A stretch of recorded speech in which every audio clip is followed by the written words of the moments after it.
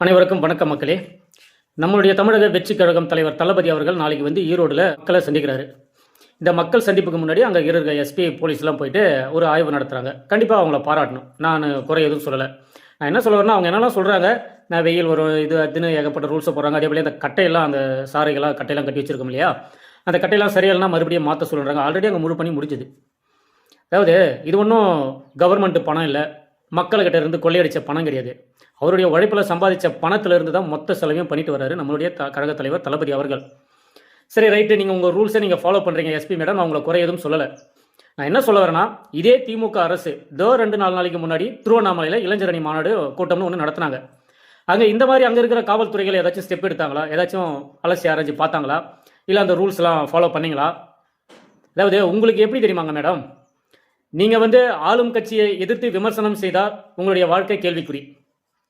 இந்த நாட்டாளனும் இந்த ஆளுங்கட்சியிடமிருந்து இந்த மக்களையும் தமிழ்நாட்டையும் தமிழ்நாட்டு மக்களையும் காப்பாற்றணும், அதுக்காக நான் வரேன் அப்படின்னு வர ஒரு மனுஷனை தாழ்த்தணுன்றதுக்காக இப்படிப்பட்ட ஏற்பாடுகளை நீங்கள் செய்கிறீங்க. இப்படி நீங்கள் விமர்சனம் செய்தால் நீங்கள் ஓஹோ. அதாவது நீங்கள் கஷ்டப்பட்டு உங்களுடைய வருமானத்தில் நீங்கள் படித்து முன்னேறி இந்த இடத்துல வந்து நிற்கிறீங்கனாக்கா அதுக்கு முழுக்க முழுக்க உங்களுடைய உழைப்பு தானே மேடம். அப்போ அந்த உழைப்புக்கு நீங்கள் உண்மையாக தானே இருக்கணும். எல்லாருக்குமே பொதுப்படையாக தானே பேசணும். மக்கள் எல்லாருமே ஒன்று தானே. இதில் அரசியல்வாதி என்ன, சாமானிய மக்கள் என்ன, லாஜிக்காக பேசணும், நியாயமாக கரெக்டாக பேசணும். எல்லாருக்கும் நீங்கள் ஒரே இதுவாக ரூல்ஸை ஃபாலோ பண்ணணும். அதையே மேம் ஆளும் கட்சிக்கு ஒன்று, இதர கட்சிகள்லாம் ஒன்று, இதுதான் நியாயமா? இதுதான் மக்களுக்கான சேவையா? காவல்துறை என்பது என்ன? உங்களுக்கான வேலை தான் என்ன? நீங்கள் மக்களுக்கு முழுமையாக பாதுகாப்பு தரணும். இதுதான் உங்களுடைய வேலை. இதுக்கு தான் நீங்கள் கஷ்டப்பட்டு படித்து நீங்கள் முன்னேறி இந்த இடத்துல வந்து நிற்கிறீங்க.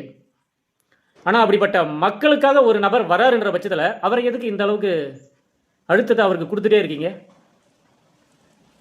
என்னவோ மேடம். ஆனால் கண்டிப்பாக மேடம், எங்கள் அண்ணன் சொன்ன மாதிரி நியாயம் தாங்க ஜெயிக்கும், தர்மம் தாங்க ஜெயிக்கும். என்ன கொஞ்சம் லேட்டாக ஜெயிக்கும், பார்த்துக்கலாம் மேடம். இருக்கட்டும், பரவாயில்ல. உங்கள் வேலை, உங்கள் மேலெடுத்து உத்தரவு.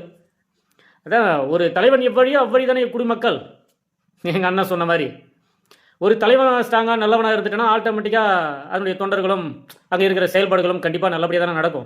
அது கண்டிப்பாக 2026 சட்டமன்ற தேர்தலில் வெற்றி அடைஞ்சு எங்கள் தமிழக வெற்றி கழகம் தலைவர் தளபதி அவர்கள் சிஎம் ஆகி அதுக்கப்புறம் வரும் பாருங்க சட்டத்திட்ட